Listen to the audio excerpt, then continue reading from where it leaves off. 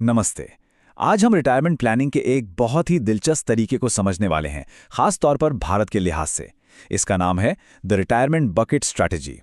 देखिए, ये एक ऐसी स्ट्रैटेजी है जो रिटायरमेंट के बाद जब मार्केट में बड़े बड़े उतार चढ़ाव आते हैं ना, तो उन झटकों से जमा पूंजी को बचाने में काफ़ी मदद कर सकती है।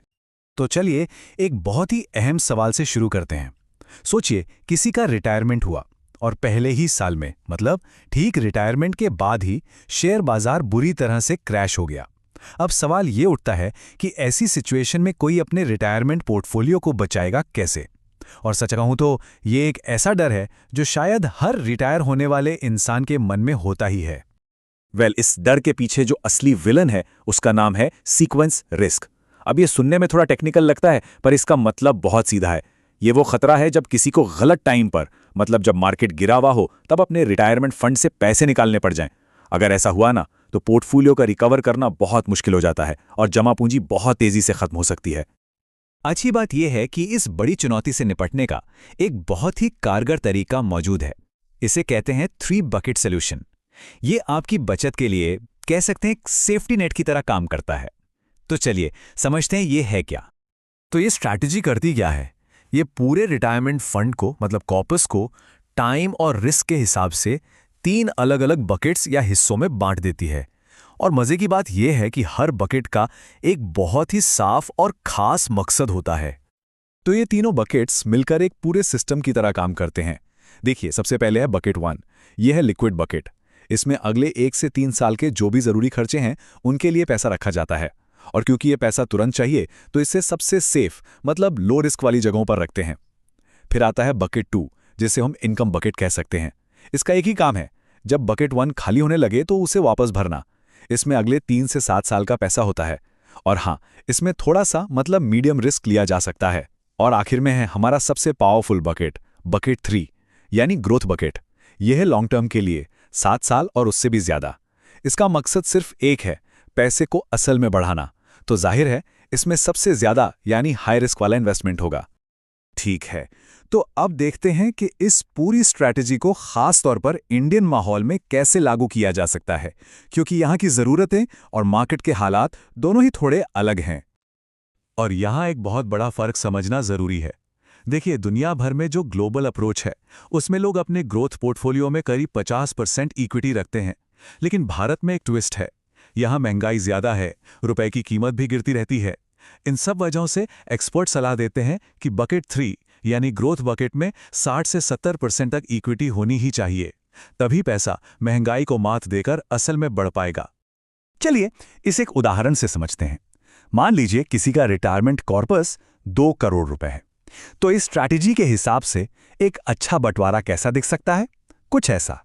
बकेट 1 में करीब 18%, बकेट 2 में 42% और बकेट 3 में 40%। ये साफ साफ दिखाता है कि कैसे पैसों को जरूरत और रिस्क के हिसाब से अलग अलग बांटा गया है। अब इस स्ट्रैटेजी को लागू कैसे करें? इसके 5 सीधे साधे कदम हैं। पहला, एस्टिमेट, अपने कुल फंड और सालाना खर्च का एक अंदाजा लगाएं। दूसरा, बिल्ड, उस हिसाब से तीनों बकेट्स में पैसा बांट दें। तीसरा, रीफिल, एक ऐसा सिस्टम बनाएं जिससे बकेट 1 हमेशा बढ़ता रहे। चौथा, रीबैलेंस, अपने तय किए गए अनुपात को बनाए रखने के लिए समय समय पर रीबैलेंस करें। और पांचवां, मॉनिटर, मार्केट और अपनी जिंदगी में होने वाले बदलावों पर नियमित नजर रखें।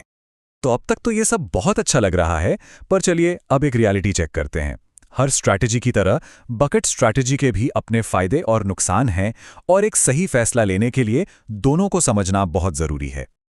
अगर फायदों की बात करें तो सबसे बड़ा फायदा है सीक्वेंस रिस्क से सुरक्षा।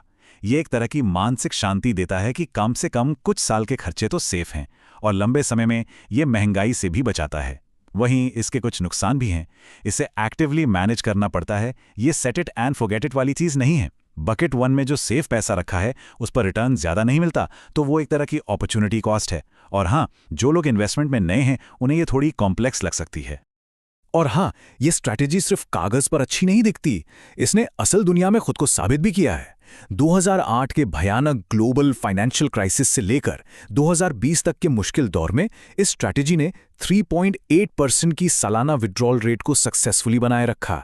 ये बहुत बड़ी बात है, क्योंकि उस दौर में कई पारंपरिक पोर्टफोलियो या तो नेगेटिव हो गए थे या उनसे पैसा निकालना लगभग नामुमकिन हो गया था। ये दिखाता है कि मुश्किल समय में ये कितनी मजबूत है।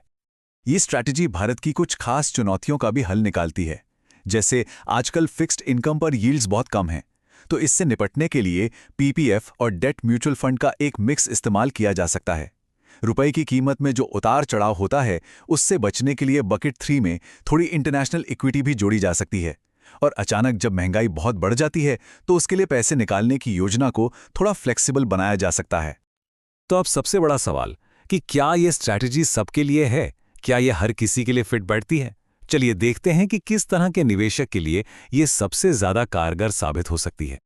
देखिए, ये स्ट्रैटेजी उन लोगों के लिए एक बेहतरीन ऑप्शन है जिनका रिटायरमेंट फंड करीब 1 से 5 करोड़ रुपए के बीच है, जिनकी रिटायरमेंट लाइफ 25 से 30 साल तक चलने की उम्मीद है, जो मॉडरेट यानी मध्यम स्तर का जोखिम ले सकते हैं और जिन्हें म्यूचुअल फंड्स की थोड़ी बहुत समझ है।